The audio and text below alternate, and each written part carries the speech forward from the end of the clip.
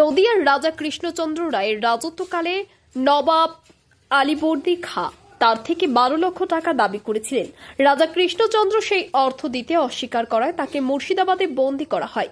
বন্দী দশা কাটিয়ে যখন রাজা কৃষ্ণনগরে ফিরছিলেন তখন তিনি শুনতে পান দুর্গাপূজার বিসর্জনের বাজনা বেজে গেছে। দিনটা ছিল বিজয়া দশমী। দুর্গাপূজায় সেখানে উপস্থিত না থাকতে পেরে অত্যন্ত কষ্ট পান মহারাজা। সেই রাতেই মা জগদ্ধাত্রী রাজার স্বপ্নে দর্শন দিয়ে তাকে পুজোর নির্দেশ দেন। সেই থেকেই মা দুর্গার বিকল্প হিসেবে মা জগদ্ধাত্রীর আরাধনা শুরু হয় বাংলায়। পরবর্তীকালে কৃষ্ণচন্দ্র রাজার পুজোর থেকে অনুপ্রাণিত হয়ে ফরাসিদের দেওয়ান ইন্দ্রনারায়ণ চৌধুরী তৎকালীন ফরাসডাঙ্গা অর্থাৎ বর্তমানের চন্দননগরে জগদ্ধাত্রী পুজো শুরু করেন। কৃষ্ণনগরের রাজা কৃষ্ণচন্দ্র 18 শতকের মাঝামাঝি সময়ে জগদ্ধাত্রী পুজো শুরু করেন, যদিও বছরটি নিয়ে মতবিরোধ আছে। বিভিন্ন জায়গায় প্রবর্তনের বছর হিসেব উল্লেখ আছে 1763 বা 1762।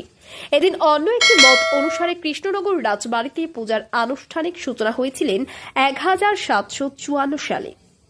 তৎকালীন সময়ে কৃষ্ণনগরের রানীমা রাজবাড়িতে বসে জগদ্ধাত্রী মায়ের দর্শন করতেন। তাই সেই সময় থেকে নিয়ম মেনে দেবীর বিসর্জনের আগে রাজবাড়ির সামনে এসে ঘুরিয়ে আনতে হয় জগদ্ধাত্রী প্রতিমাকে। জগদ্ধাত্রী পুজোর সকালে পালকিতে দেবীর ঘাট জলঙ্গির জলে ভরে আনার প্রথা রয়েছে। তবে যোগাযোগ উন্নত হলেও এখনো প্রাচীন নিয়ম অনুযায়ী সাঙ্গে করে অর্থাৎ কাঁধে চেপেই রাজবাড়ির উদ্দেশ্যে রওনা হন মা জগদ্ধাত্রী। আজও ঐতিহ্য ও পরম্পরা বর্তমান কৃষ্ণনগর রাজবাড়িতে। বিভিন্ন বারোয়ারি পুজো কমিটির জগদ্ধাত্রী পুজো করলেও কৃষ্ণনগর রাজবাড়িতে অসংখ্য ভক্ত ও সাধারণ মানুষের ভিড় লেগে থাকে একবার রাজবাড়ির জগদ্ধাত্রী দেবীকে দর্শন করার জন্য।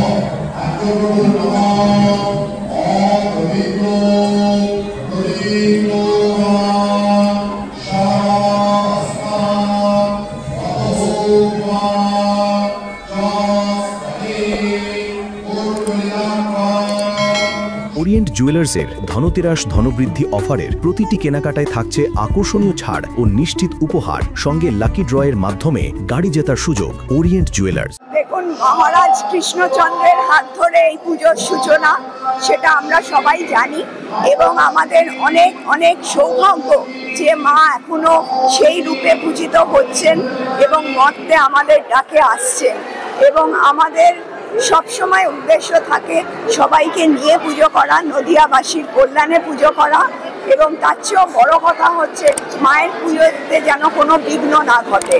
তো মায়ের যেটা দেখছেন, মা কিন্তু একটু অন্যরকম দেখতে। এটা অনেকেই প্রশ্ন করেন যে মা আসলে কেন এরকম। আমরা দেখি যে মা বিরাট বড়, সিংহ অন্যরকম, কিন্তু আমাদের কথা হচ্ছে যে সিংহ আমাদের ঘোড়া রূপী সিংহ, মানে ঘটক রূপী সিংহ। সেটা কেন? কারণ এই দেবী আগে পূজিত হতেন না। আগে উনি পুরাণ এইরকম জায়গায় ওনার উল্লেখ আছে, কিন্তু দেবী এই রূপেই আসতে চেয়েছিলেন। মা দুর্গার মানে বিসর্জনের পরে 1 মাস পরে এই রূপেই উনি আসতে চেয়েছিলেন, কারণ মা মহারাজ কৃষ্ণচন্দ্রের কান্নায় সাড়া দিয়েছিলেন এবং প্রকৃত ভক্তকে নিরাশ করেননি।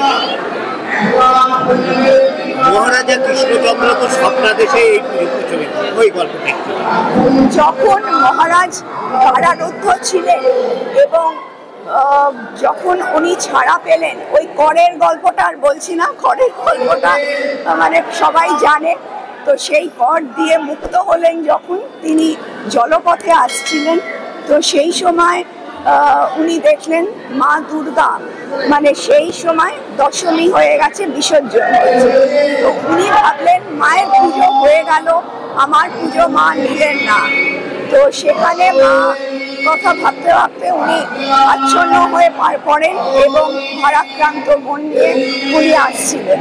সেই সময় তন্দ্রার মধ্যে এই মাকে উনি স্বপ্নাদেশে দেখেন এবং আদেশ ছিল যে এই মূর্তিকে যদি তুমি পুজো করো মানে পরের মাসে শুক্ল তীর্থে নবমী তিথিতে, তাহলে কিন্তু তুমি মা দুর্গাকেই পুজো করবে।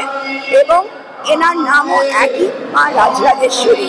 তখন মা যেহেতু ওই স্বপ্নটা দিয়েছেন, তখন উনি ওনার বড় ছেলেও ছিল, শিবচন্দ্রকে পাঠিয়ে দিলেন এই মূর্তি গড়তে, আর উনি আস্তে আস্তে জলপথে আসছিলেন। তারপরে যখন এলেন তখন অলরেডি নবমী হয়ে গেছে, তাই জন্যে কিন্তু এখানে সপ্তমী অষ্টমীটা হয় না, একদিনেই হয়ে যায়, কারণ উনি সময় পাননি। তো ওই পুজো দিয়ে তারপরে নাট মন্দির থেকে উনি অট্টালিকা মানে নিজের বাসভবনের দিকে রওনা দেন। বছর পরেও মানুষ ঐতিহ্যকে বলে কেমন লাগে?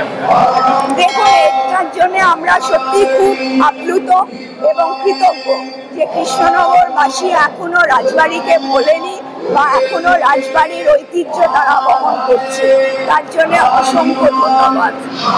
যদি এখনও আমাদের খবরের দর্পণ চ্যানেলটি সাবস্ক্রাইব না করে থাকেন তাহলে এখনই সাবস্ক্রাইব করুন, সঙ্গে বেল বাটনটি ক্লিক করুন আর পেয়ে যান সব খবরের দ্রুত ভিডিও আপডেট।